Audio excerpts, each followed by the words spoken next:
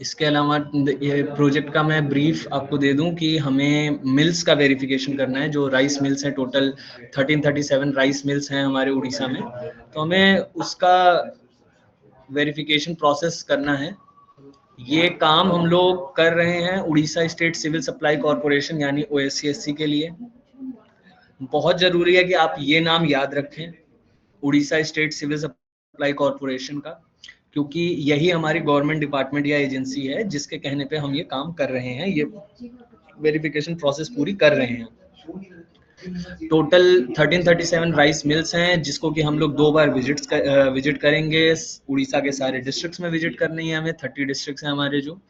और आप लोग ग्राउंड पे जाएंगे तो आपको मिल ओनर, मिल इंचार्ज से बात करनी होगी, और हो सकता है वो आपसे कई तरीके के सवाल पूछें, और उनकी कोऑपरेशन इस पूरे वेरिफिकेशन प्रोसेस में बहुत जरूरी होगी। तो आप लोग बहुत ही पेशेंटली उनके जो भी क्वेश्चंस होंगे उनके जवाब दीजिएगा। सबसे पहले तो वो आपसे यही पूछेंगे आप कौन हो, कहाँ से आए हो, क्या करने आए हो। तो आपको यही अपना नाम बताना है, आपको ये बोलना है कि आप क्वालिटी काउंसिल ऑफ इंडिया की तरफ से आए हो। आपको भूल जाना है कि आप ये काम ब्यूरो वेरिटास या फिर किसी और के लिए कर रहे हो। आप सिर्फ ये काम क्वालिटी काउंसिल ऑफ इंडिया के लिए कर रहे हो, और Orissa state civil supply corporation के बिहाफ पे कर रहे हो। आपके पास Orissa state civil supply corporation का ऑथराइजेशन लेटर होगा। उस ऑथराइजेशन लेटर को आप लोग दिखाएंगे, और उसी ऑथराइजेशन लेटर के बेसिस पे आप लोग को ये वेरिफिकेशन प्रोसेस कंडक्ट करने दिया जाएगा। तो बहुत जरूरी है कि आप ये नाम याद रखें कि Orissa state civil supply corporation ही हमारी गवर्नमेंट डिपार्टमेंट है जिसने कि ये काम हमें दिया है, इस वेरिफिकेशन प्रोसेस को करने के लिए बोला है। तो और आपको QCI के तरफ से ID कार्ड इशू होगा। वो ID कार्ड आपका मतलब जहां भी जरूरत पड़े आप उसे दिखा सकते हैं। बहुत ध्यान से ये क्वेश्चनेयर जो है थोड़ा लंबा है। प्रोक्योरमेंट सेंटर का क्वेश्चनेयर छोटा था हमारा, ये क्वेश्चनेयर हमारा लंबा है। करीब आपको एक मिल पे 2 घंटे लग सकते हैं। तो ये क्वेश्चनेयर को बहुत ध्यान से देखिएगा, और जो भी हम बताएंगे उसे समझ लीजिए अच्छे से, जितने हो सके उतने क्वेश्चंस पूछ लीजिएगा, ताकि आपको बाद में ग्राउंड पे जाने पे कोई दिक्कत परेशानी ना आए। और आपको इस पूरे प्रोसेस में हर दिन आपको बताया जाएगा कि आपको किस मिल्स पे विजिट करने हैं। एक दिन में आपको 2 मिल विजिट करने होंगे। और पूरे प्रोसेस के लिए जो आप प्रोसेस करेंगे वेरिफिकेशन का, टोटल हमारे, आपको मैं दिखाता हूँ, टोटल हमारे 6 फॉर्म्स होंगे। तो 6 फॉर्म्स भरने हैं, और हर फॉर्म भरने के बाद आपको एक QC कोऑर्डिनेटर अलॉट होगा, जो कि आपको पूरे प्रोसेस के दौरान आपकी सपोर्ट के लिए और आपका फॉर्म वेरीफाई करने के लिए साथ में बैठा होगा। तो आपको उनका फोन नंबर प्रोवाइड होगा। आप हर फॉर्म भरने के बाद उनको ये चीज बताएंगे कि आपने ये फॉर्म भर दिया है, वो चेक कर लें। और जब वो चेक कर रहे होंगे तो इस दौरान आप दूसरा फॉर्म भर रहे होंगे। इसीलिए हमने इस फॉर्म को डिवाइड कर दिया है, टोटल 5 to 6 ये फॉर्म्स में डिवाइड कर दिया है, जो ये पूरा क्वेश्चनेयर था हमारा। तो और हम लोग शुरू करेंगे इंफ्रास्ट्रक्चर एंड स्टोरेज के फॉर्म से। आप ये देख सकते हो, ये हमारा क्लैपिया ऐप है। जो स्क्रीन आपको दिख रही होगी वो हमारा क्लैपिया ऐप का है। तो क्लैपिया ऐप पे आप ये करोगे पूरा काम। Google play store, Apple iOS के स्टोर जो भी होता है, आपको उस पे से ये ऐप डाउनलोड करने को मिल जाएगा। आप जो ईमेल आईडी प्रोवाइड करेंगे हमें, उस ईमेल आईडी पे आपको लॉगिन आईडी और पासवर्ड मिल जाएगा, जिसके जरिए आप क्लैपिया ऐप पे लॉगिन कर पाएंगे। लॉगिन करने के बाद आपको कुछ इस तरीके से फॉर्म्स दिखेंगे। टोटल ये 6 फॉर्म्स भरने हैं आपको, जिसमें से कि इंफ्रास्ट्रक्चर एंड स्टोरेज आपको सबसे पहले भरना है, फिर हाइजीन एंड सेफ्टी, फिर मशीनरी एंड क्वालिटी फ्रेमवर्क, फिर रिकॉर्ड मैनेजमेंट एंड कॉम्प्लायंस। और इस सब के बाद एक वेरिफिकेशन रिपोर्ट की भी फॉर्म है। ये वेरिफिकेशन रिपोर्ट का फॉर्म जो है वो थोड़ा टेक्निकल है, इसलिए बहुत आप लोग को मतलब ये वेरिफिकेशन रिपोर्ट का जो फॉर्म है ये आप लास्ट में भरोगे, और इसके लिए अलग से एक ट्रेनिंग होगी जब आप सेलेक्ट हो जाओगे इस प्रोजेक्ट के लिए। तो और ये 5 फॉर्म भरने के बाद आपको एक असेसमेंट कंप्लीशन फॉर्म भी भरना होगा, जिसके लिए हम लोग लास्ट में बात करेंगे कि वो क्या है। वो बेसिकली एक पेज है जिसपे कि आपको बस नाम अपना लिखना है कि आपने ये असेसमेंट किया, और मिल ओनर या इंचार्ज जो भी आपके साथ है उससे साइन कराना है कि हाँ आपने ये असेसमेंट किया है। ठीक है। इसके अलावा आते हैं हम सबसे पहले फॉर्म पे अपने। तो हमारा सबसे पहला फॉर्म होगा इंफ्रास्ट्रक्चर एंड स्टोरेज का, जो कि आप करोगे। और इसके अलावा अच्छा आपको मैं ये भी बता दूं कि आपका कैसा मतलब पूरा फ्लो होगा एक दिन का या एक मिल पे असेसमेंट करने का। तो सबसे पहले आपको जो लोकेशन दी जाएगी, आप उस लोकेशन पे पहुंचोगे मिल पे, आप क्यूसी कोऑर्डिनेटर को इन्फॉर्म करोगे कि आप पहुंच गया हो इस लोकेशन पे। अपने ग्रुप में आप एक सेल्फी डाल दोगे कि हाँ आप यहाँ पहुंच चुके हो, ताकि सभी को पता चल जाए, आपके भी कोऑर्डिनेटर्स को, ब्यूरो वेरिटास के जो है उनको भी पता चल जाए कि आप वहां पहुंच चुके हो।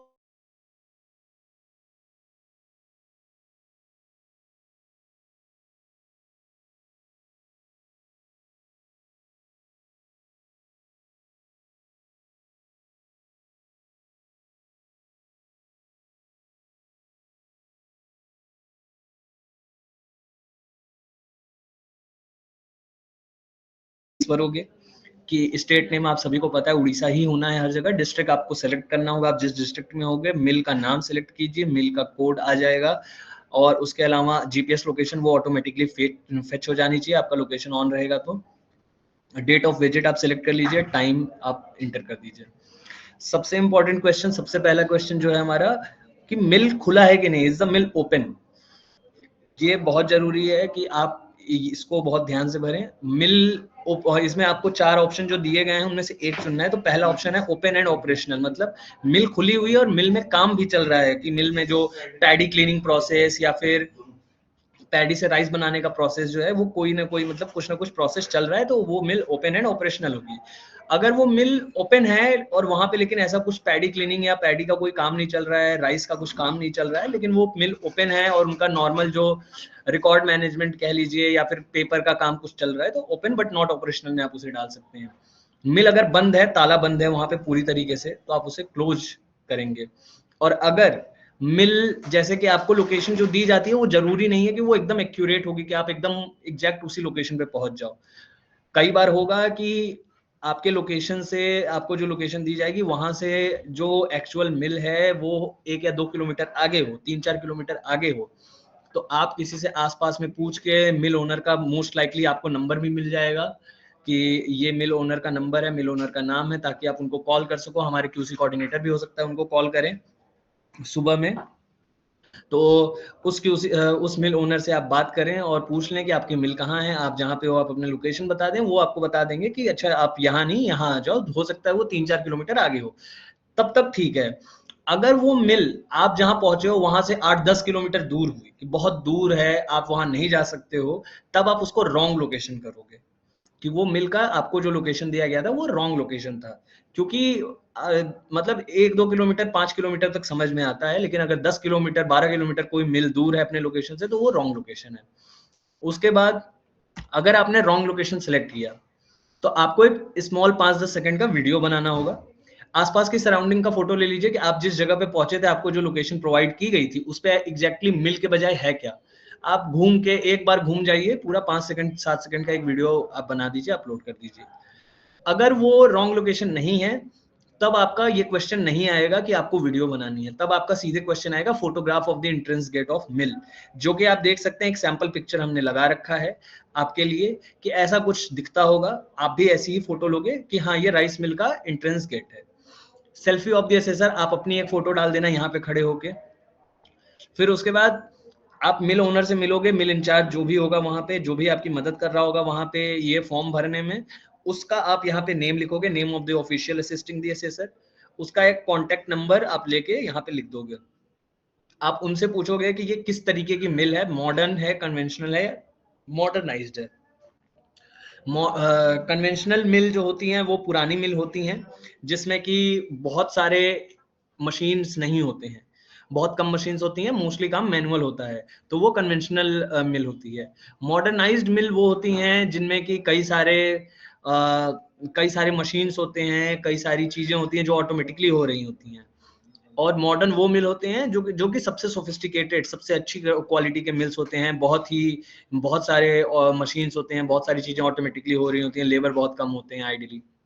आप उन, वैसे ये जरूरी नहीं है कि आप अपने मन से भरो, ये आप उनसे पूछो, मिल ओनर से, मिल इंचार्ज से, कि आपकी ये किस तरीके की मिल है, जो उनको जैसा सही लगेगा वो बता सकते हैं, और उस हिसाब से आप फिलअप कर देना। टाइप ऑफ मिलिंग, वहां पे किस तरीके की मिलिंग हो रही है, रॉ मिलिंग हो रही है कि पैराबॉइल्ड मिलिंग हो रही है या फिर दोनों हो रही है। रॉ मिलिंग में मतलब पैराबॉइल्ड मिलिंग जब होती है तो उसमें सोकिंग टैंक होते हैं, बॉयलर्स होते हैं, जिससे कि मतलब उसको उबाला जा सके। तो पैराबॉइल्ड मिलिंग अगर हो रही होगी तो वहां पे ये सब चीजें जनरल होती हैं। आप मिल ओनर से पूछना कि आप किस तरीके, यहाँ पे रॉ मिलिंग हो रही है कि पैराबॉइल्ड मिलिंग हो रही है या फिर दोनों हो रही है। तो अगर दोनों हो रही होगी तो आप बोथ सिलेक्ट करोगे, अगर या रॉ हो रही होगी तो रॉ करोगे, पैराबॉइल्ड हो रही होगी तो पैराबॉइल्ड करोगे। Is the mill performing FRK blending?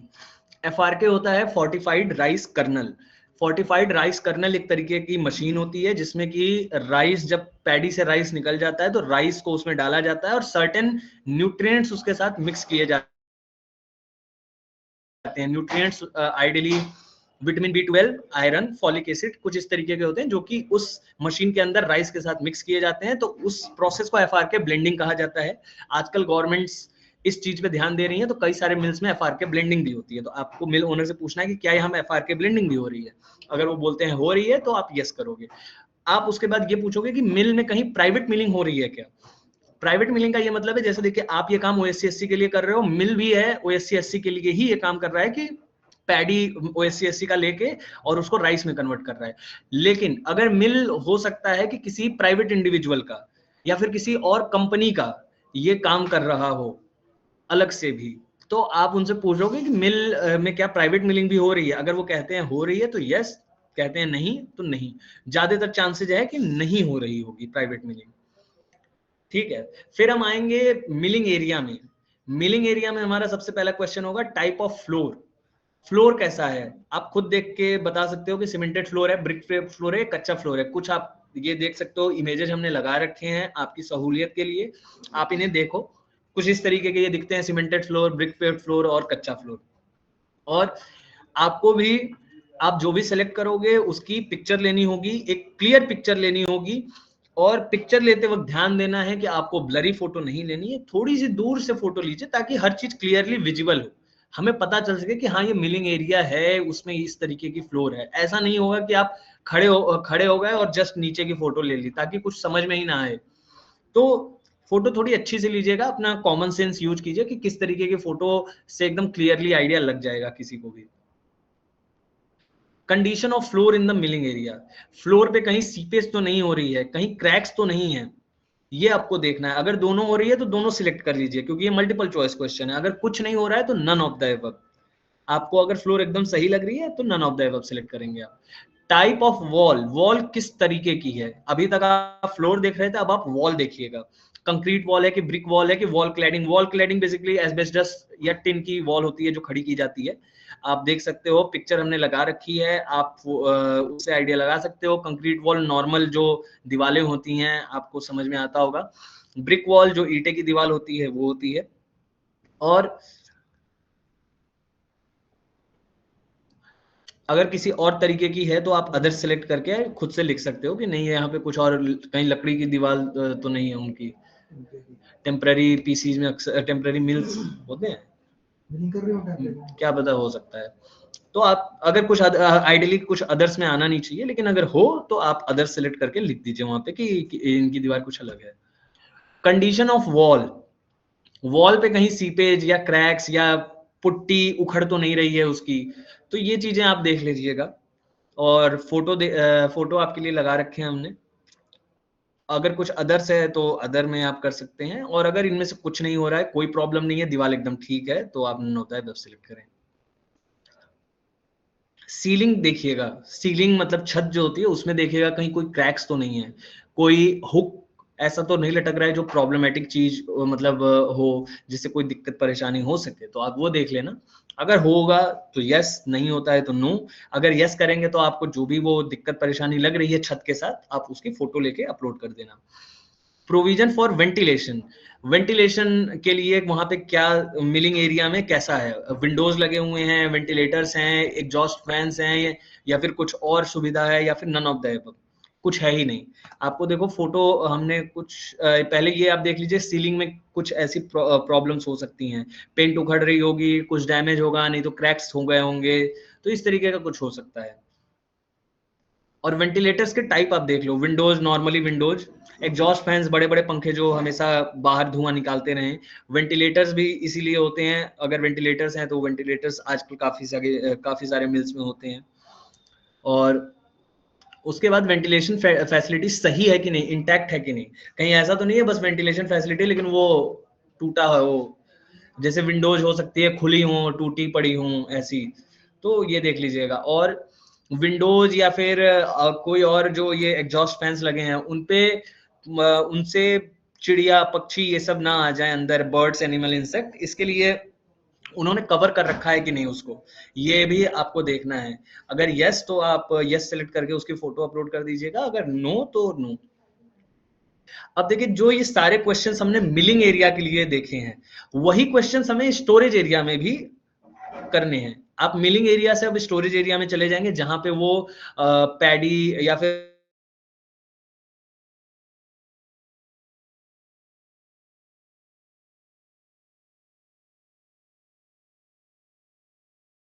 सही है या नहीं, सीपेज तो नहीं है, क्रैक्स तो नहीं है, वॉल कैसी है, कंक्रीट है, ब्रिक वॉल है या वॉल क्लैडिंग या फिर अदर्स, वॉल में कोई प्रॉब्लम तो नहीं है, condition of wall in storage area.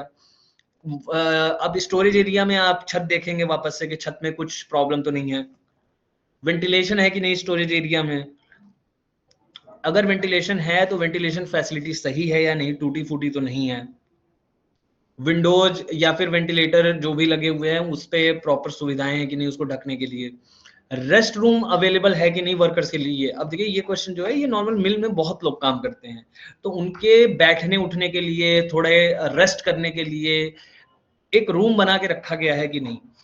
और अगर वो रूम बना हुआ है और उसमें पंखे उंखे लगे हैं नॉर्मल, मतलब वो ठीक ठाक है, तब वो आप अवेलेबल एंड फंक्शनल सेलेक्ट करेंगे। अगर वो बस रूम बना हुआ है लेकिन उसमें कोई बैठता नहीं है क्योंकि अंदर टूटा फूटा हुआ है, जगह सही से नहीं बनी हुई है, बस ऐसे ही रूम बना लिया है, तो वो अवेलेबल बट नॉट फंक्शनल आप करोगे। और अगर है ही नहीं रेस्ट रूम तो नॉट अवेलेबल करोगे। आप देखो ये कुछ पिक्चर्स हैं रेस्ट रूम के जो हमने लगा रखे हैं, पंखे उंखे अक्सर लगे होते हैं, बैठने के लिए जगह होती है, कुछ इस तरीके का दिखता है रेस्ट रूम। टॉयलेट्स वहां पे अवेलेबल हैं कि नहीं, और वो चल रहे हैं कि नहीं, ये भी आपको ध्यान देनी है, मतलब चल रहे हैं का मतलब कि ठीक ठाक स्थिति में है या नहीं। तो अवेलेबल एंड फंक्शनल अगर सब कुछ सही है टॉयलेट्स के साथ, आप बस एक नॉर्मल लुक देखिएगा आपको आइडिया लग जाएगा कि हाँ ठीक है सब कुछ सही है। अगर वो टॉयलेट बस बने हुए हैं लेकिन टूटे फूटे हैं, कोई अंदर जा नहीं सकता है, तो अवेलेबल बट नॉट फंक्शनल, और अगर है ही नहीं तब तो not available. Gender friendly toilets, क्योंकि मिल में औरतें भी काम करती हैं, महिलाएं भी होती हैं, तो वहां पे उनके लिए सुविधा है या नहीं टॉयलेट्स की, ये भी आपको देखना है। अगर पुरुष और महिलाओं का अलग अलग है टॉयलेट्स, मेल और फीमेल का, तो आप यस करोगे, अगर नहीं है तो नो करोगे। अब देखो ये पिक्चर्स हमने लगा रखे हैं,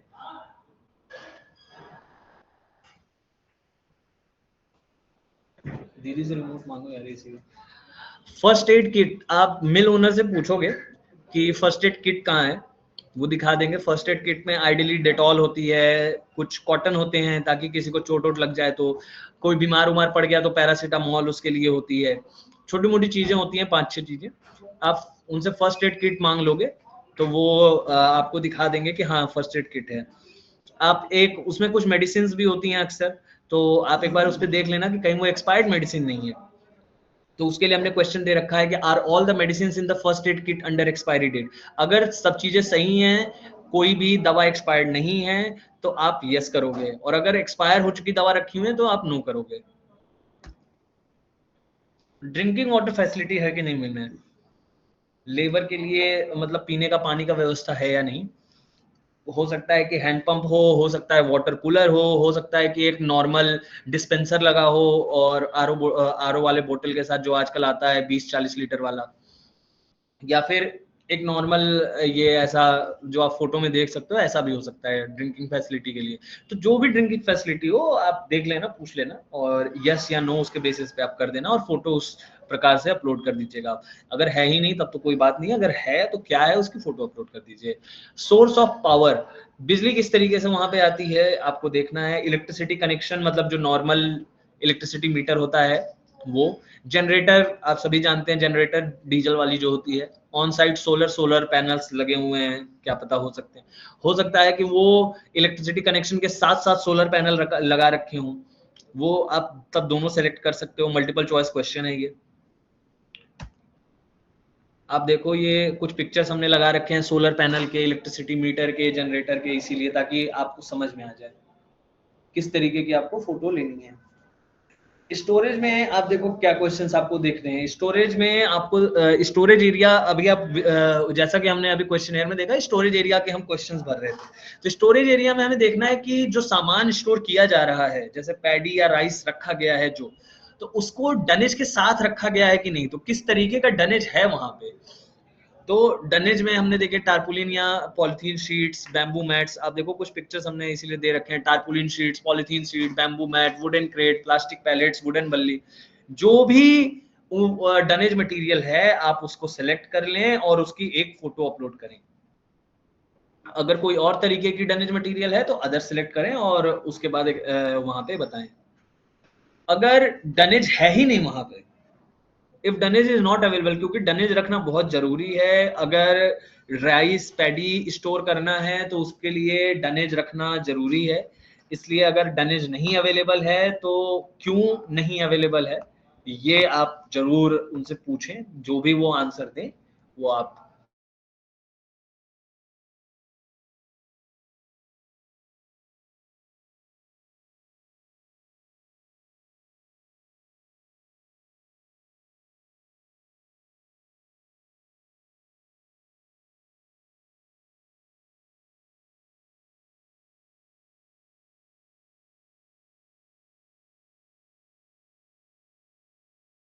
हैं कोई और तरीका वो यूज कर रहे हैं तो आप अदर सेलेक्ट करके लिख सकते हैं।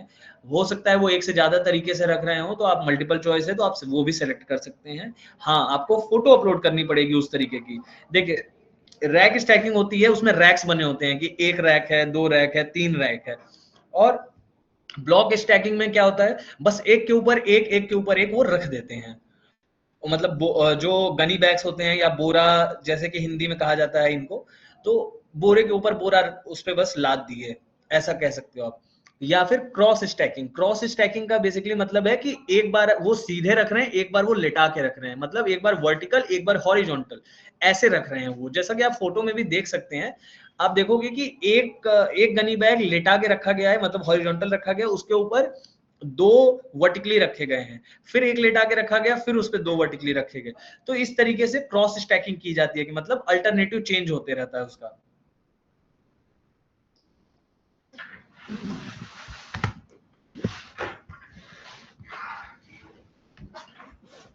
इसके बाद हमारा ये वाला फॉर्म भर जाएगा, इंफ्रास्ट्रक्चर वाला। हाँ, आप क्यूसी कोऑर्डिनेटर को इन्फॉर्म कर देंगे। इसके बाद आप क्यूसी जो भी आपका क्यूसी कोऑर्डिनेटर होगा उससे इन्फॉर्म कर देंगे, उसको बता देंगे, वो चेक कर लेगा। तब तक आप दूसरे फॉर्म में, नॉर्मल जितने ही फॉर्म है, पांचों फॉर्म में बेसिक डिटेल आपको भरनी ही भरनी है। पांचों फॉर्म में आपकी बेसिक डिटेल जैसे कि state name, district name, mill code, GPS location, date of visit time, ये सब आपको डालना ही पड़ेगा। और टाइप ऑफ मिल, जब एक बार आप टाइप ऑफ मिल पूछ लेंगे तो आपको बार बार जरूरत नहीं पड़ेगी, तो वो आप अपने आप इनपुट कर दीजिएगा उसके अंदर।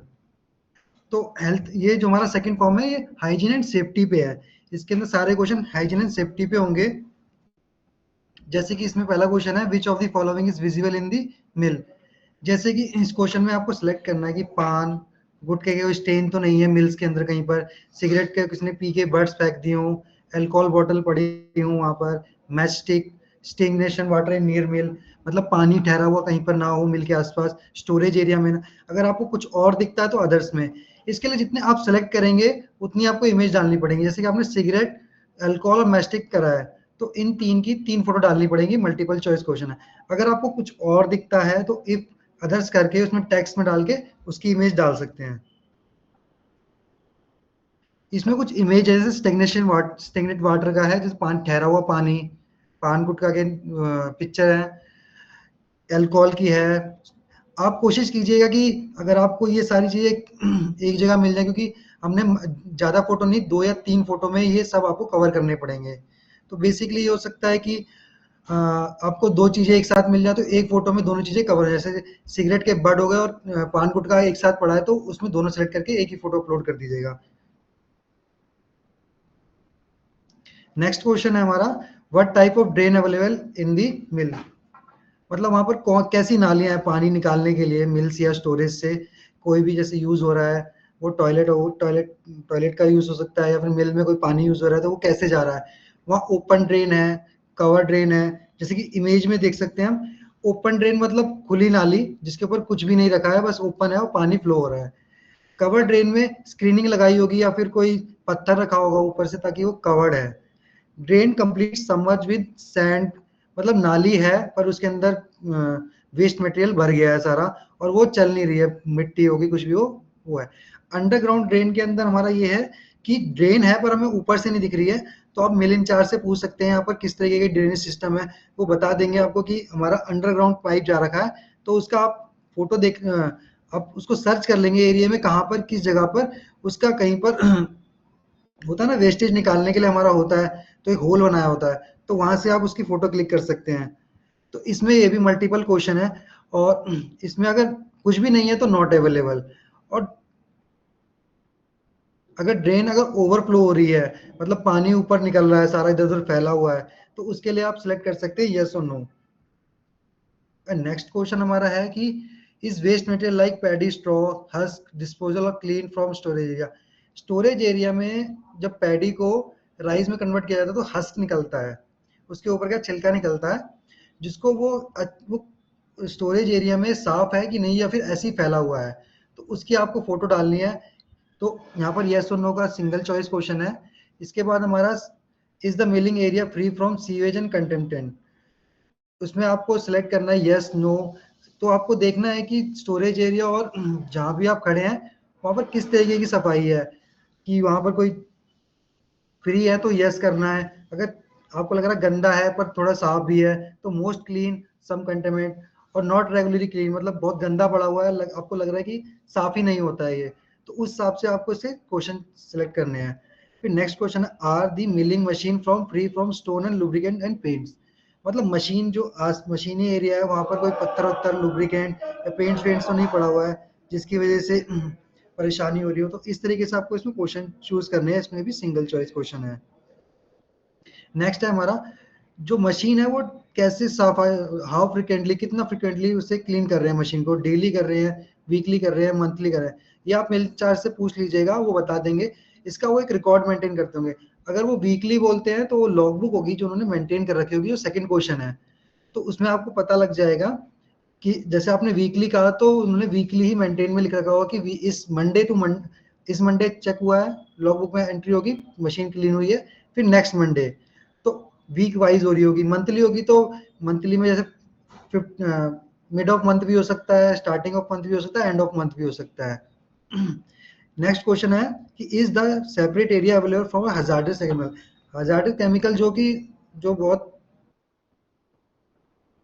हजार्ड केमिकल जो नुकसानदायक होते हैं, अगर वो लग जाए किसी को या फिर किसी को मतलब एसिड एसिड जो होते हैं या फिर कोई यूज हो रहे हैं मशीनरी में, मतलब तो क्या वो मशीनरी के पास रखे हैं, क्या उसके लिए उन्होंने अलग से सेपरेट एरिया बना रखा है कि वो स्टोरेज के अंदर ही स्टोर कर रहे हैं या मशीनरी एरिया के पास ही रखी हुई है, तो इससे प्रॉब्लम हो सकती है कि किसी को लग भी सकता है, वो केमिकल किसी पे गिर भी सकता है, उससे नुकसान भी हो सकता है, तो इसलिए उसमें ये देखना है कि वो सेपरेट एरिया में रखा हुआ है या फिर किसी रैक में रखा हुआ है, तो उनसे पूछेंगे तो बता देंगे कि हमारा केमिकल कहाँ रखा हुआ है, अगर है सेपरेट जगह तो यस, अगर नहीं है तो नो। अगर नो कह रहे हैं तो वो कहाँ रखा हुआ है उसकी फोटो जरूर लेनी है हर किसी में। फोटो जैसे ही आप यस और नो में यस और नो ऑप्शन सेलेक्ट करेंगे, जब भी सिलेक्ट करेंगे तो उसमें फोटो जरूर रिक्वायर्ड मांगेगा, तो फोटो आपको अपलोड करनी है और फोटो हमेशा वाइड एरिया में वाइड वाइड एंगल में खींचेगा ताकि थोड़ा सा साफ दिखे और ये लगे कि हाँ आपने मिल के अंदर ही फोटो खींची है। इफ नो, अगर वो बोलते हैं कि नहीं हम हमारे पास कोई हजार्ड केमिकल को रखने का कोई अलग स्पेस नहीं है, तो उनसे पूछ लेना वो कहाँ रखते हैं, तो उसे टेक्स्ट की फॉर्म में आपको लिख देना है। अगला क्वेश्चन है what is the frequency of paste and rodent control. Paste and rodent मतलब चूहे या फिर कीड़े मकोड़े जो होते हैं, मिल्स में ऑब्वियस सी बात है कि राइस रखा हुआ है तो कीड़े मकोड़े और चूहों का आना स्वाभाविक है, तो तो इसलिए उसको कंट्रोल करने के लिए क्या वो पेस्ट एंड कंट्रोल करते हैं या नहीं करते हैं, अगर करते हैं तो कितना करते हैं, 15 दिन में करते हैं, मंथली करते हैं, 3 महीने में करवाते हैं, 6 महीने में करवाते हैं, जब जरूरत पड़ती है तब करवाते हैं। अगर अदर कुछ बताते हैं तो वैसे आप लिखना है। अगर अदर्स आप सेलेक्ट कर रहे हैं तो आपके पास फिर एक ऑप्शन खुलेगा इफ अदर, और एक्सप्लेन करना है कि आपको कि वो डेली बेसिस पे करा रहे हैं या फिर वो नहीं कराते हैं, उनका जो भी रीजन होगा आपको रीजन जरूर लिखना है। रीजन में ध्यान रखिएगा कि आपको पूरा प्रॉपर लिखना है। अगर जैसे आपने अदर सेलेक्ट किया और इफ अदर्स में आपने एनए लिख दिया तो वो वैलिड नहीं है, आपको प्रॉपर एक्सप्लेनेशन देना है कि कहाँ करते हैं वो, ये चीज फ्रिक्वेंसी कैसे कर रहे हैं। अब जैसे विच of the following register maintain, क्या वो जो पेस्टिसाइड है वो जो उसका स्टॉक रजिस्टर बना रखा है, उसका कंजप्शन रजिस्टर बना रखा है नहीं बना रखा। आपका ये भी सिंगल चॉइस है, अगर दोनों बना रखे तो उनकी फोटो की जैसे आप बोथ सेलेक्ट करेंगे तो फोटो का ऑप्शन खुल जाएगा, उस फोटो को आप उसमें डाल देंगे। फिर हमारा नेक्स्ट क्वेश्चन है which of the following security facility are available in the mills. अब इसमें मल्टीपल चॉइस है, हो सकता है उनके पास सीसीटीवी हो, सिक्योरिटी गार्ड भी हो, फायर सेफ्टी सर्विस भी हो। अगर ये तीनों हैं तो तीनों तीनों को सिलेक्ट करेंगे। जैसे ही सिलेक्ट करेंगे तो नीचे जो क्वेश्चन हमारे एक्स्ट्रा क्वेश्चन और क्वेश्चन है वो भी ओपन हो जाएंगे, तो उनकी फोटो डालनी है आपको वन बाय वन।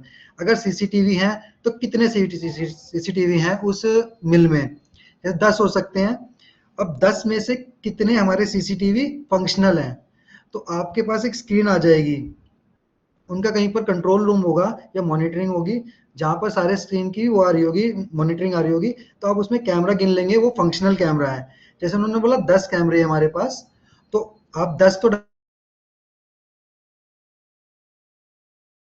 दिख रहे हैं, सिर्फ 6 कैमरा फंक्शनल है, तो 6 कैमरा को आप इसमें डाल देंगे इस क्वेश्चन में। और इसके लिए भी आपको क्वेश्चन खुलेंगे दोनों इमेजेस के लिए कि सीसीटीवी है, सिक्योरिटी गार्ड है, उसके हिसाब से आपको उसमें डालना है क्वेश्चंस को।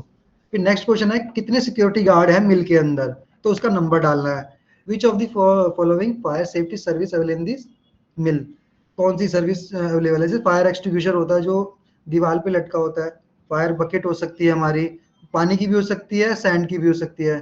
फायर अलार्म है कि नहीं, कि जैसे आग लग गई है तो उसके लिए अवेलेबल है कि नहीं।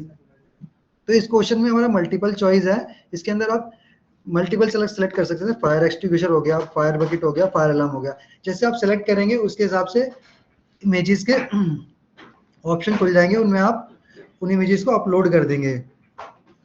अब जैसे कि फायर एक्सटिंग्विशर लगा हुआ है, आप उसको देख लेंगे वो फंक्शनल है भी नहीं, कि उसकी आप डेट चेक कर लीजिएगा कि उस पर एक्सपायरी डेट है कि कब उन्होंने फिलिंग कराई थी, कब उसमें क्या हुआ था। तो इस हिसाब से सर जब आप फंक्शनल डालेंगे तो आपको चेक करना पड़ेगा कि फायर एक्सटिंग्विशर चल रहा है या नहीं चल रहा है।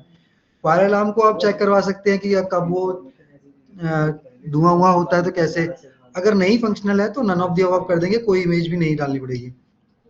ये कुछ फोटो है फायर एक्सटिंग्विशर की, फायर अलार्म की, जैसे पानी का वाटर बकेट है, सैंड बकेट है। तो इस तरीके के आपको इमेजेस क्लिक करनी है उसके अंदर। नेक्स्ट क्वेश्चन हमारा है which of the following signs are visible within mills premises. ये क्वेश्चन हमारा मल्टीपल चॉइस है, इसके अंदर नो स्मोकिंग के बोर्ड्स होंगे, वहां पर साइन बोर्ड लगे होंगे मिल्स के अंदर।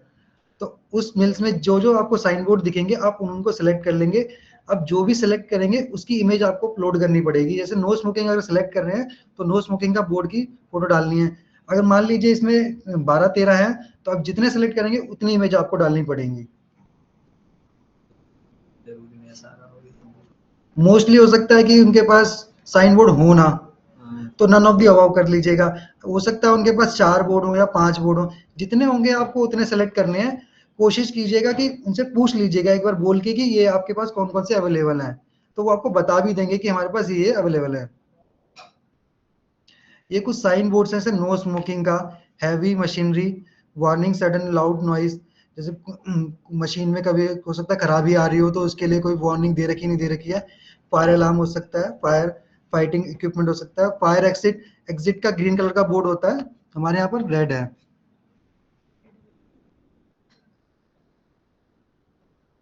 और फायर एक्शन क्या लेते हैं, जैसे अगर आग लग गई तो मिल के अंदर उसके कुछ बोर्ड लगा रखा है, हाई वोल्टेज के लिए लगा रखा है, कोई गंदगी फैलाने के लिए बोर्ड लगा रखा है, थूकना मना, फ्लेमेबल, और सीसीटीवी। इसके बाद हमारा क्वेश्चन है how frequently are mill fumigated. Fumigating मतलब मिल्क को कितने कितने टाइम में फ्यूमिगेट किया जाता है, 14 दिन में किया जाता है, मंथली किया जाता है, जब जरूरत पड़ती है। सेम क्वेश्चन है, जैसा भी होगा आपको वैसे ही सेलेक्ट करना है। अगर अदर्स है तो अदर्स में टेक्स्ट में आपको एनी नहीं लिखना है, एक्सप्लेन करना है चीजों को। हमारा थर्ड फॉर्म है। अब दो फॉर्म हो गए, दोनों फॉर्म में आपने बेसिक डिटेल डाली थी।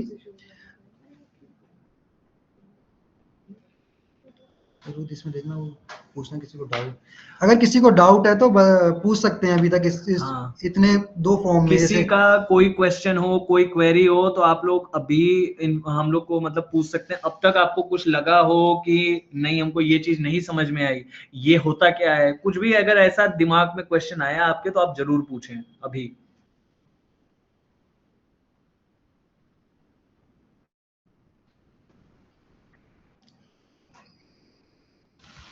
Sir I have a question. हाँ बोलिए। सर सर मेरा क्वेश्चन है सर कि हाँ हाँ जो मील को हम विजिट करेंगे हाँ। तो वो तो पहले से ही क्वालिटी कोऑर्डिनेटर जो भी मील को हमको असाइन करेंगे। क्या पहले से हेलो, क्वालिटी क्या चीज? जो मील हम जाएंगे हाँ हाँ it will be decided by the quality coordinator, quality हाँ control coordinator. हाँ हाँ। Okay, whether we have to inform the meal prior to our visit, all the visit will be all informed नहीं नहीं, आप to the miller. आपको जिस दिन भी वो जैसे आप आज रात में या फिर हो सकता है एक दो दिन पहले आपको पता चलेगा कि आपको इस वाली मिल पे विजिट करना है, उसकी लोकेशन ये है और उसके लिए क्यूसी कोऑर्डिनेटर आपका ये होगा। तो आपको जिस दिन आप जाओगे वहां पे, उस दिन आपको मिल ओनर को कॉल करके पूछना है कि अब यह बताना है कि हम आपकी मिल पे आ रहे हैं और ये वेरिफिकेशन प्रोसेस होनी है आपकी मिल की, ओएससीएससी के तरफ से हमें भेजा गया है और मैं आ रहा हूँ, आप ऐसा बताओगे। ठीक है। ओके, तो अगर मील का उस दिन का कंसर्न रहेगा तो क्या उस दिन जाएंगे, लेकिन मान लीजिए किसी वजह से मील बोल रहा है कि नहीं आज अवेलेबल नहीं है, तो नहीं, उस हिसाब से हमको क्या करना मैं समझा नहीं आपका सवाल। पड़ेगा? सर मान लीजिए हम लोग मील को खबर कर रहे हैं, इन्फॉर्म कर रहे हैं ठीक है। कि आज हम आपके पास जाएंगे, ये सब चीजें हमारी जो भी क्वालिटी एस्पेक्ट है हम लोग को करने के लिए। हाँ हाँ मान लीजिए उस दिन कोई काम है, मिलर मना कर देता है हाँ। किसी भी वजह से, मिलर कहते हैं no today I don't have time, कि मेरा कोई प्लांट मशीनरी काम हो रहा है, मैं अभी आपको मैन पावर असिस्ट के लिए नहीं दे सकता। तो नहीं, उस मैन पावर उसको मैन पावर थोड़ी देनी है आपको। आपको आपको वहां जाके हाँ, प्रोसेस कंप्लीट करना है, आप अकेले ही प्रोसेस करोगे। एक आदमी आप हाँ, ये काम आप अपने लिए थोड़ी कर रहे हो, ये काम गवर्नमेंट के लिए आप कर रहे हो ना। और ये जो पूरा डेटा आप कलेक्ट करोगे ये पूरा गवर्नमेंट को जाएगा। तो ऐसा नहीं है कि वो आपको मना कर देंगे, मना कर सकते हैं कि हम कराएंगे नहीं या फिर कुछ भी। आपको उन्हें बस यही समझाना है कि ऐसा नहीं है कि ये काम आप अपने लिए कर रहे हो, आप ये काम गवर्नमेंट के कहने पे कर रहे हो और गवर्नमेंट उस मिल का डेटा चाहती है जो भी आप ये भरने जा रहे हो। तो वहां पे आप जाओगे और ये उनकी नेसेसिटी है कि वो आपको सपोर्ट करें। और बाकी हमारे तरफ से ये होगा कि हमने बोल रखा है already Orissa state civil Supply Corporation को कि आप जो ये भी है कि आप ये जो आपके डिस्ट्रिक्ट के सीएसओ होते हैं, सिविल सप्लाई ऑफिसर, उनको ये सारी इंफॉर्मेशन रहेगी कि आप किस दिन किस मिल पे विजिट करने वाले हो। और आपको अगर कोई दिक्कत आती है तो आप सीएसओ ऑफिस भी विजिट कर सकते हो सुबह सुबह। मैं आपको ये भी बता दूं, ओके आप जैसे कि आप जिस डिस्ट्रिक्ट में हो उस डिस्ट्रिक्ट के सीएसओ ऑफिस भी विजिट कर सकते हो बताने के लिए कि आप इस मिल पे विजिट करने वाले हो। तो और वो मतलब मोस्टली जो सीएसओ होते हैं वो आई थिंक डीएम होते हैं आपके, जो कलेक्टर जिनको कहा जाता है। तो या फिर को हो सकता है राइट अलग सर। अपॉइंटेड हो सिविल सप्लाईज ऑफिसर, तो आप उनसे विजिट सर कर ये सकते हो, आप उनको बता सकते हो। जी सर। सर एक तो ठीक है। एक्सेप्शनल केस, अगर मिल ओनर या फिर उनका मैनेजर मना किए कि हम आज फ्री नहीं है, हम आपको कोऑर्डिनेट नहीं कर सकते, इफ एनी रीजन आज मिल बंद है, तो उस केस में सर हम क्या करें? देखिए उस केस में हम वैसे तो कोशिश करेंगे, मतलब ऐसा हो ना, अगर हो भी तो जरूरत नहीं है कि हर कोई वहां प्रेजेंट हो या मिल ओनर ही प्रेजेंट हो। कोई एक आदमी जो भी रिस्पॉन्सिबल वहां पे हो सकता है डेटा एंट्री ऑपरेटर उनका हो या फिर अकाउंटेंट हो, कोई भी हो, तो हमारा काम हो जाएगा पहला। और दूसरा कि हम कोशिश ये भी करेंगे कि आपको एक ऑल्टरनेट मिल भी अलॉट करें, ताकि इन केस वो मिल नहीं हो पाती है उस दिन विजिट, तो दूसरी मिल पे आप विजिट कर सकते इसीलिए आपको 2 मिल्स दी गई हैं दिन की। आप अगर एक बंद है तो आप दूसरी पे चले जाइए। हैं। हाँ, मोस्टली अभी सीजन राइस का चल रहा है तो मोस्टली ओपन ही मिलेंगी आपको सारी मिल्स। अभी प्रोक्योरमेंट ओवर हो चुकी है, अब मिलिंग का प्रोसेस चल रहा है उड़ीसा में, जैसा कि मुझे बताया गया है उड़ीसा गवर्नमेंट द्वारा। तो अभी सारी मिल्स का लगभग लगभग ओपन होना बहुत मतलब कि नेसेसरी है। जून जुलाई तक तो ये प्रोसेस चलेगा ही चलेगा। ठीक है, और कोई क्वेश्चन? फॉर्म से रिलेटेड अभी तक इंफ्रास्ट्रक्चर और सेफ्टी एंड हाइजीन से रिलेटेड कोई क्वेश्चन हो तो पूछ लीजिए अभी। हाँ सर, और एक बात है मैं पूछना चाहता हूँ। तो एक चीज़ मैं कहना चाहता हूँ सर, ये जो हम लोगों का ये टोटल हो गया फिजिकल एस्पेक्ट ऑफ दी मील हो गया, तो क्या हमें प्रोड्यूस का भी क्वालिटी चेक करना पड़ेगा? किसका क्वालिटी चेक? प्रोड्यूस का मतलब राइस का? नहीं नहीं नहीं, नहीं राइस का आपको चेक करना पड़ेगा पर मिल्स के अंदर चेक करना पड़ेगा। प्रोक्योरमेंट तो खत्म हो चुका है, पीसी जो मंडी थी नहीं उनका नहीं, होगा। वो पूछ रहे हैं कि मतलब राइस का राइस का सैंपल जो निकालना, स्टैंडर्ड क्वालिटी चेक। जो आपको इससे नहीं क्वा- नहीं, आपको क्वालिटी चेक नहीं करनी है वहां पे राइस आपको की। क्वालिटी चेक नहीं करनी है, हमने जो फॉर्म दिया है क्लैपिया पे सिर्फ उसमें डिटेल फिल करनी है आपको सारी। जैसे जैसे वो ओके क्वेश्चन होंगे उस हिसाब से क्वेश्चन पूछने हैं। जी क्वालिटी के यस लिए सर। आप वहां पर कोई क्वालिटी वाला होगा तो उसकी एक रिपोर्ट जो रिकॉर्ड मैनेजमेंट में डालनी है वो आगे क्वेश्चन आएगा, मैं तब समझा दूंगा आपको। ठीक है, ठीक है, थोड़ी देर के लिए म्यूट कर लीजिए, मैं मशीनरी और क्वालिटी फ्रेमवर्क बता देता हूँ आपको। जी सर। तो जैसे कि हमने दो फॉर्मों में स्टार्टिंग में देखा है कि बेसिक डिटेल डालनी है, तो थर्ड फॉर्म और फोर्थ फॉर्म और जितने भी फॉर्म होंगे आपके स्टार्टिंग में आपको बेसिक डिटेल सब में डालनी है। तो बेसिक डिटेल में वही है state name, district name, mill code. मिल नेम जैसे डालेंगे तो मिल का कोड ऑटोमेटिक वो ले लेगा, हमने सर्वर पर डाल रखा है तो वो वैसे ही फैच कर लेगा, मिल नेम भी आ जाएगा, मिल कोड भी आ जाएगा। जीपीएस लोकेशन ऑन होगी तो ऑटोमेटिक ले लेगा। डेट ऑफ विजिट भी आ रही होगी, अगर नहीं आ रही तो आप उस हिसाब से उसे ड्रॉप डाउन करके या फिर जैसे करते हैं उसको करके आप सिलेक्ट कर सकते हैं। टाइम ऑटोमेटिक ले लेगा। टाइप ऑफ मेल आपने जैसे दो फॉर्मों में भरी है, मॉडर्न, कन्वेंशनल या मॉडर्नाइज, जो भी भरी है आपने तो उसको डाल दीजिएगा। ये बेसिक डिटेल आप चाहे तो एक पेज पे लिख के रख लीजिएगा कि आपको बार बार पूछना ना पड़ेगी क्या है, तो इससे आपको आइडिया रहेगा कि नेक्स्ट टाइम आपको बेसिक डिटेल बार बार पूछनी नहीं पड़ेगी। तो इसके अंदर हमारी मशीनरी है बेसिकली। इन मशीनरी में आपको बस उनसे एक मिलिंग प्रोसेस में पैडी से राइस तक में 12 मशीनें यूज होती है मोस्टली। तो इसमें हमने टाइप ऑफ मशीन जैसे सिंगल स्टीमर हो सकता है कहीं पर या डबल स्टीमर हो सकता है या फिर दोनों हो सकते हैं। तो इसमें वन बाय वन मैं बता देता हूँ कि वो क्या काम करते हैं। जैसे कि यहाँ पर ग्रेन ड्रायर और एसिलियो ड्रायर, इसके अंदर हम उनके मॉइस्चर को निकालने के लिए इसका यूज करते हैं, ग्रेन ड्रायर का। तो इसमें आपको सिर्फ उनसे पूछना है कि क्या ये मशीन आपके यहाँ अवेलेबल है या नहीं है। अगर अवेलेबल है और फंक्शनल है तो आपको सेलेक्ट करेंगे, जैसे ही अवेलेबल एंड सेलेक्ट फंक्शनल तो उसकी इमेज निकलेगी। उसकी इमेज आपको वाइड एरिया से खींचनी है ताकि पूरी फोटो आए और क्लियर आए। नेक्स्ट, अगर वो अवेलेबल है पर फंक्शनल नहीं है तो वो बंद होगी। और अगर नॉट अवेलेबल है तो आप वहां पर कोई इमेज नहीं डालनी है नॉट अवेलेबल में। अगर नॉट अवेलेबल सिलेक्ट करते हैं, इसके बाद single steamer boiler, basically paddy को हम बॉयल करने के लिए इसका यूज करते हैं। तो इसके लिए आप पूछ लीजिएगा उनसे फंक्शनल है या फिर ये मशीन आपके पास है या नहीं है। जैसे आप अवेलेबल और फंक्शनल करेंगे तो इमेज मांगेगा, अवेलेबल और बट नॉट फंक्शनल करेंगे तो भी इमेज मांगेगा, और नॉट अवेलेबल करेंगे तो इमेज नहीं मांगेगा। तो ऐसी सिंगल स्टीमर हो गया, डबल स्टीमर हो गया। अगर वो अवेलेबल है और फंक्शनल है तो उसकी फोटो डालनी पड़ेगी। ये आप मिल इंचार्ज या जो भी आपको असिस्ट कर रहे होंगे वहां पर उनसे पूछ लीजिएगा, वो आपको बता देंगे। इनका काम बेसिकली पैडी को बॉईल करने का है, क्योंकि बॉईल करने के बाद ही हम उसके अंदर FRK या फोर्टिफाइड राइस बना सकते हैं। वो आगे क्वेश्चन आएगा उसमें बता दूंगा। इस शोकिंग टैंक, इसके अंदर पैडी को सोक करके रखा जाता है ताकि उसे सोक करने के बाद बॉईल करने में इजीली हो जाए। मतलब अगर सोक रखेंगे तो कम हीट पे हम जल्दी उसे हीट स्टीम कर सकते हैं। तो उनसे पूछ लीजिएगा आपके पास कोई ऐसी मशीन है। और ये जो मशीन है स्टीम बॉयलर और सोकिंग टैंक, ये आपको पैराबॉयल राइस मिलिंग में मिलेगी, जहां पर पैराबॉयल राइस होंगे, वहां पर कन्वेंशनल में नहीं मिलेगी आपको बेसिकली, जो ओल्ड ट्रेडिशन वाली है। वॉल्यूमेट्रिक मिक्सचर में बेसिकली ये मशीन काम क्या है, इस मशीन का, इस मशीन में क्या करते हैं, जो आपके न्यूट्रिशन है, जो अभी रोहित ने बताया था आपको पहले कि जो न्यूट्रिशन ऐड करने होते हैं, तो इसमें उसके अकॉर्डिंग ऐड कर सकते हैं हम, कि कितना ऐड करना है, कितने रेशो में ऐड करना है।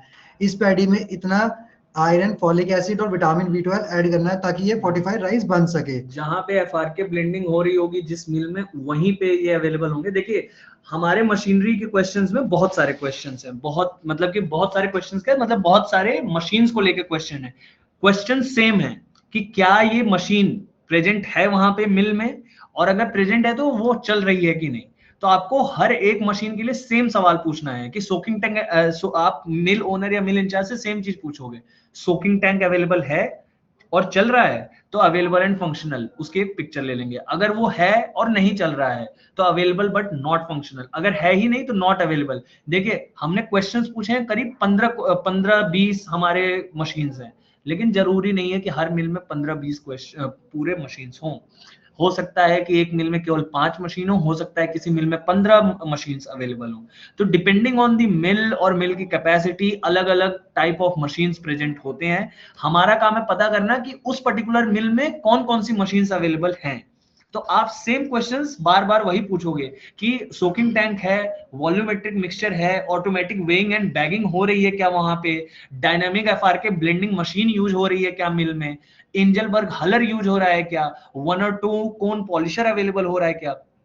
देखिए इन सारे मशीन्स का पर्पज अलग अलग है। जैसे वॉल्यूमेट्रिक मिक्सचर जो आपने पहले देखा और डायनामिक एफआरके ब्लेंडिंग मशीन, दोनों का पर्पज सेम है वैसे, कि एफआरके ब्लेंडिंग के लिए वो यूज होती हैं, लेकिन वो कुछ अलग तरीके से करता है, ये कुछ अलग तरीके से करता है। किसी मिल में हो सकता है आपको वॉल्यूमेट्रिक मिक्सचर मिले, किसी मिल में हो सकता है आपको डायनामिक एफआरके ब्लेंडिंग मशीन मिले, किसी मिल में हो सकता है एंजलबर्ग हलर मिले, किसी मिल में एंजलबर्ग हलर नहीं मिलेगा। हलर का काम क्या होता है, पैडी का जो हस्क होता है वो रिमूव करना होता है।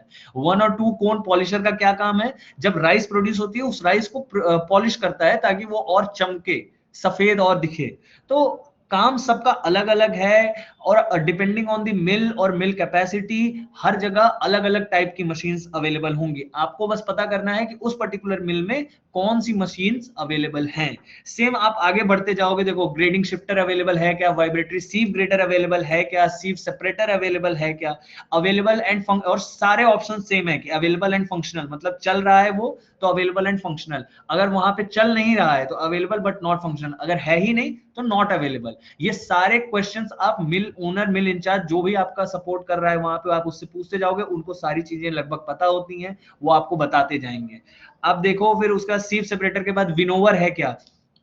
विनोवर का काम वाइब्रेटरी सेव ग्रेडर और विनोवर का काम सेम होता है, पैडी के हस्क को रिमूव करना। एंजलबर्ग हलर का भी काम सेम होता है, पैडी के हस्क को रिमूव करना।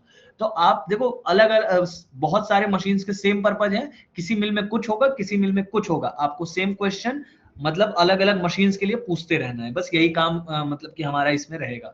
मैग्नेटिक सेपरेटर के लिए भी सेम क्वेश्चन कि है या नहीं, काम कर रहा है तो अवेलेबल एंड फंक्शनल, अगर नहीं काम कर रहा है तो अवेलेबल बट नॉट फंक्शनल, है ही नहीं तो नॉट अवेलेबल। मैग्नेटिक सेपरेटर के ही जैसे वाइब्रेटरी सेपरेटर होता है, वाइब्रेटरी सेपरेटर है क्या मिल पे, रबर रोल सेलर है क्या मिल पे, व्हाइटनर है क्या मिल पे, 2 to 4 कोन पॉलिशर अवेलेबल है क्या। जैसे किसी मिल में हो सकता है 1 to 2 कोन पॉलिशर हो, लेकिन कोई मिल ज्यादा बेहतर कर रही होगी तो 2 to 4 कोन पॉलिशर वहां पे अवेलेबल होगा। किसी मिल में इन सब के साथ व्हाइटनर भी अवेलेबल होगा। तो आप पूछते जाओगे वो बता देंगे आपको सारी चीजें कि इस मिल में ये वाली मशीन है, ये वाली मशीन नहीं है। जो मिल में वो मशीन अवेलेबल होगी उसमें आप करोगे कि हाँ अवेलेबल है ये मशीन और चल रही है, अगर अवेलेबल है और नहीं चल रही है तो अवेलेबल बट नॉट फंक्शनल, अगर है ही नहीं तो नॉट अवेलेबल। सेम चीज आप देखो specific gravity separator, colour sorter, silky glazing, ये सारे मशीन्स ही हैं। सब मशीन का पर्पस कुछ ना कुछ है। स्पेसिफिक ग्रेविटी सेपरेटर का भी काम वही है, हस्क को रिमूव करना, इंप्योरिटीज को हटाना। कलर सॉर्टर का काम ये है कि राइस के कलर के बेसिस पे उसको शॉर्ट कर देता है वो अपने आप। सिल्की ग्लेजिंग जो है वो ग्लेज देने के लिए, बेसिकली राइस को और बेहतर करने के लिए, पॉलिश करने के लिए। पॉलिशर भी सेम काम करता है, व्हाइटनर भी सेम काम करता है। तो काम कई सारे मशीन्स के सेम है और कई सारे मशीन्स के अलग अलग काम है, डिपेंडिंग ऑन द मिल और मिल कैपेसिटी। जैसा मैंने बोला, हो सकता है कोई मिल में मशीन हो, कोई मिल में कोई मशीन ना हो। किसी मिल में हो सकता है कि एक ही दो तीन मशीन्स अलग अलग तरीके की सेम चीज के लिए रखी गई हो। तो आपको बस पूछते जाना है, वो बता देंगे आपको। Humidifying, polishing, air glazing, jet parallel, same काम होते हैं इन सब के। पॉलिश करना, ग्लेज देना, उसको उसका टेक्सचर बेटर करना, राइस का, सेम काम होते हैं इन सब के। आप देखो, हमने फोटो लगा रखे हैं। आप ये ट्रेनिंग खत्म होने के बाद आपको ये पीपीटी मिलेगी, आप आराम से बैठ के एक एक क्वेश्चन पढ़ लेना। हम समझाने के लिए अभी हर एक चीज समझा दे रहे हैं, लेकिन आपको खुद से बैठ के एक एक क्वेश्चन पढ़ लीजिएगा, एक एक ऑप्शन देख लीजिएगा। हमने कंडीशंस उनके नीचे रेड में जैसे कि लिख रखी है कि अगर आप कोई ऑप्शन सिलेक्ट करोगे तो कोई और क्वेश्चन भी खुल सकता है। वो सारी चीजें आप देख लेना, क्योंकि ये सारी चीजें होने के बाद, ये ट्रेनिंग के बाद आपको कुछ समय दिया जाएगा पढ़ने का। उसके बाद आपको टेस्ट एक अटेम्प्ट करना है। उस टेस्ट में 15 क्वेश्चन है, 15 क्वेश्चन आपको अटेम्प्ट करने हैं 15 मिनट के अंदर। वो टाइमर बेस्ड टेस्ट है। आज रात 10 बजे तक का आपको टाइम मिलेगा कि आप वो टेस्ट अटेम्प्ट कर सके। किसी भी 15 मिनट में आप वो अटेम्प्ट कर सकते हो, अभी से लेके 10 बजे तक में। ठीक है, आप उस इसीलिए मैं कह रहा हूं कि ध्यान से अभी सुन लीजिए, जितना हो सके समझ लीजिए। कोई क्वेश्चन हो, कोई क्वेरी हो, आप हमें पूछ लीजिए। और ये सारे इमेजेस आप ध्यान से देख लीजिए। देखिए, एलएसयू ड्रायर कुछ इस तरीके का दिखता है, ग्रेन ड्रायर इस तरीके का, सिंगल स्टीमिंग बॉयलर ऐसा, डबल स्टीमिंग बॉयलर ऐसा, सोकिंग टैंक इस तरीके से है, डायनामिक एफआरके ब्लेंडिंग इस तरीके का होता है। और जरूरी नहीं है कि मिल के अंदर भी वो इसी तरीके का दिखे। हमने ये रिप्रेजेंटेशनल पर्पज के लिए लगा रखा है। हमें किसी मिल में या फिर कभी और हमने असेसमेंट किया है तो इस तरीके का दिखा था, इसलिए हमने यहाँ पे ये फोटो लगा रखी है। जरूरी नहीं है कि उस मिल में भी वो ऐसा ही दिखता हो सकता है कुछ अपग्रेडेड तरीके का दिख रहा हो। अब तो आप मिल ओनर से पूछोगे, वो बताएंगे आपको कि हाँ ये वाली मशीन ये है और ये इस जगह पे है। आप वहां जाओगे, उसकी एक पिक्चर ले लोगे। यही काम आपको करना है। आप देखो, राइस हलर, इंजलबर्ग हलर जो है, cone polisher, weighing and bagging machine है। वेइंग एंड बैगिंग मशीन का काम यही होता है कि गनी बैग्स को मेजर करना, 50 किलो हो जाए और उसके बाद उसको अपने आप बैग कर देना। तो automatic weighing and bagging machine वो होती है। ग्रेडिंग शिफ्टर है, वाइब्रेटरी सीव ग्रेडर की आप फोटो देखो, सीव सेपरेटर की आप फोटो देख लो, विनोवर की फोटो देखो, मैग्नेटिक सेपरेटर। हमने इसीलिए रिप्रेजेंटेशनल पिक्चर लगा रखे हैं कि आपको आइडिया लग जाए कि अच्छा ये कुछ इस तरीके का दिखता है, ताकि आप बाद में मिल में जाके कंफ्यूज ना हो। बाकी हो सकता है वो कुछ अलग तरीके का दिखेगा, मिल में हो सकता है कुछ अपग्रेडेड हो, कुछ हो सकता है पुराना हो, तो कुछ अलग तरीके का वो दिख सकता है। लेकिन हमने इसीलिए रिप्रेजेंटेशनल डाल रखा है ताकि आपको आइडिया रहे कि अच्छा ये इस तरीके का होता है, ऐसा दिखता है ये machine. Colour sorter, glazing, rice polisher, तो ये सारे हमारे मशीन्स के क्वेश्चन हैं। आप लोग ध्यान से पढ़ लीजिएगा। मैंने इसीलिए एक एक क्वेश्चन बता दिया है और उनको किस तरीके से आपको भरना है ये भी बता दिया है। पिक्चर्स हमने लगा दी हैं, आप अपने से भी पढ़ लीजिए। अभी सवाल कोई आए आपके दिमाग में, वो पूछ लीजिए। आगे बढ़ते हैं।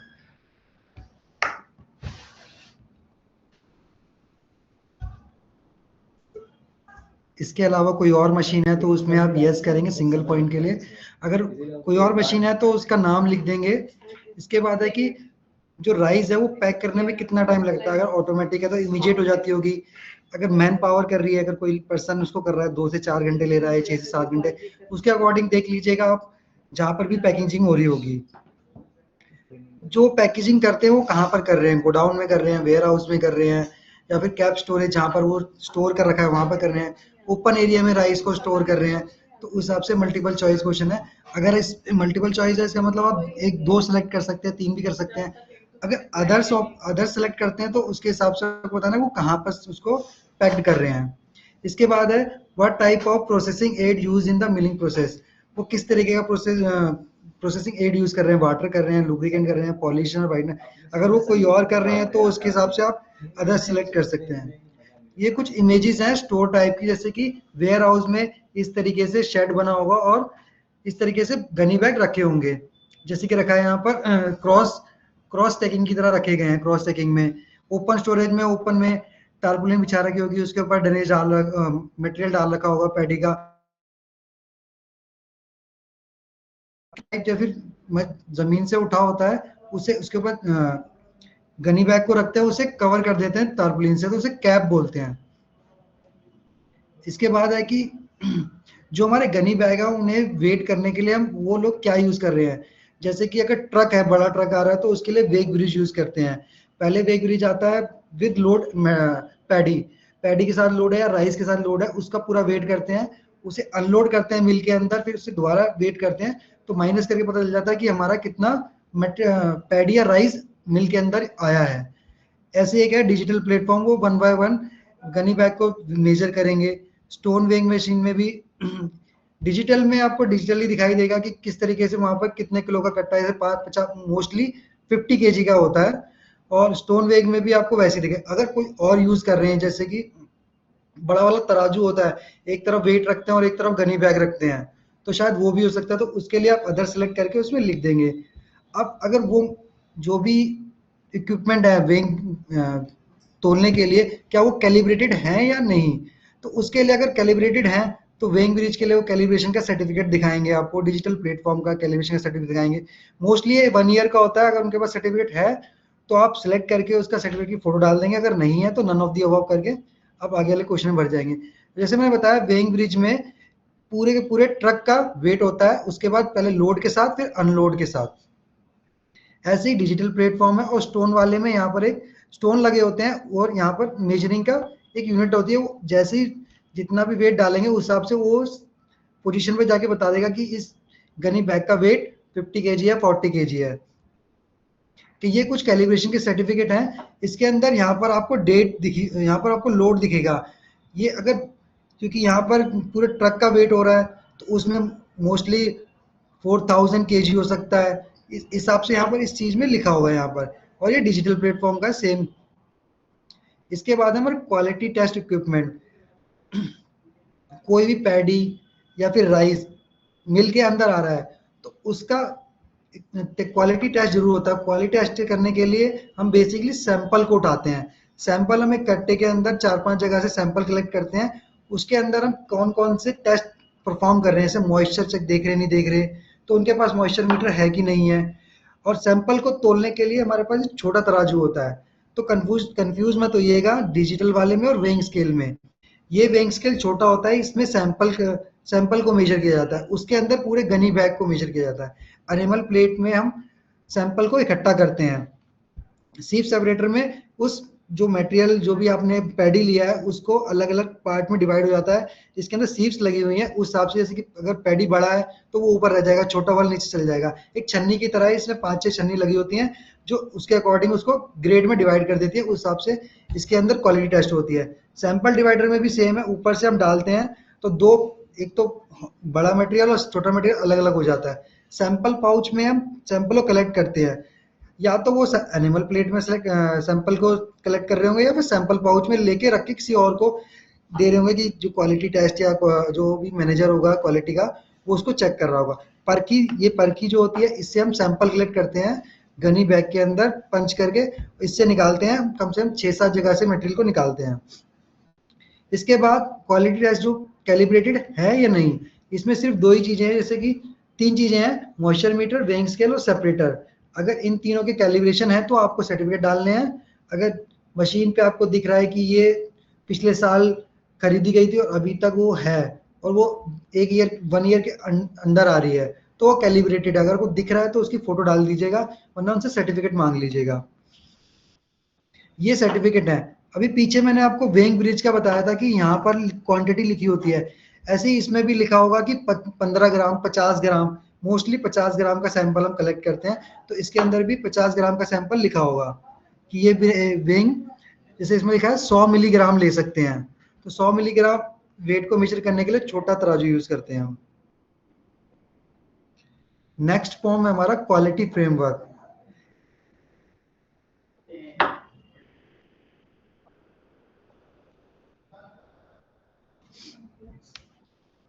नेक्स्ट क्वेश्चन नहीं है, ये उसी के अंदर है हमारा,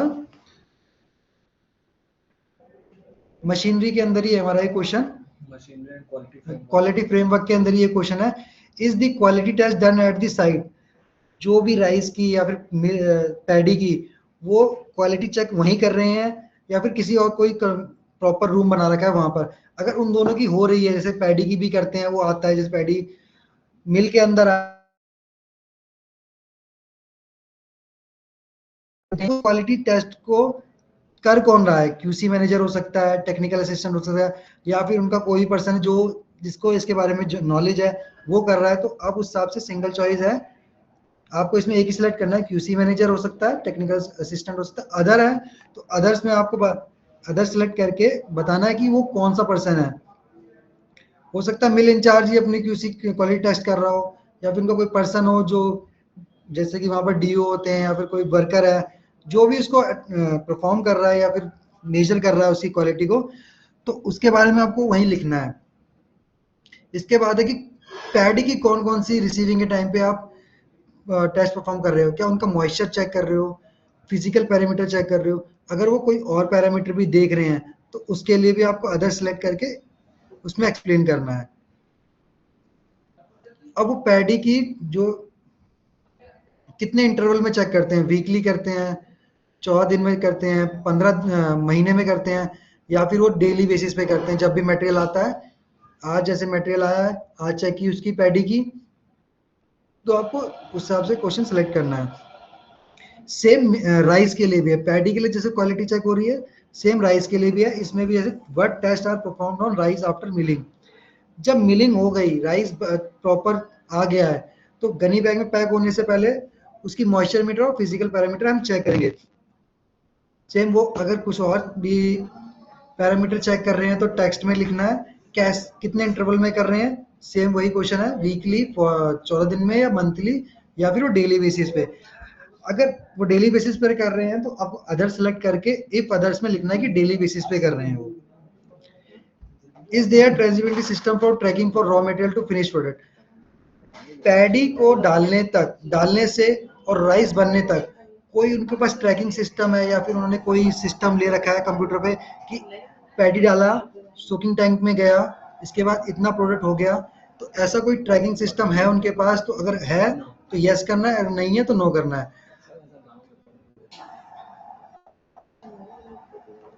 सेम क्वेश्चन है, what is the name of tracking, जैसे कि हमारा सिस्टम होता है, जैसे कि कोई भी चीज हम यूज कर रहे हैं, जैसे कि व्हाट्सएप यूज कर रहे हैं, तो उस हिसाब से कोई चीज होगी उनके पास सिस्टम जिसका नाम होगा ट्रेस करने के लिए कि रॉ मटेरियल से फिनिश मटेरियल तक पहुंचने के लिए।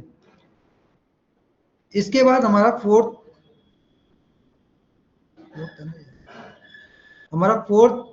फॉर्म है रिकॉर्ड मैनेजमेंट एंड कंप्लाइंसेस।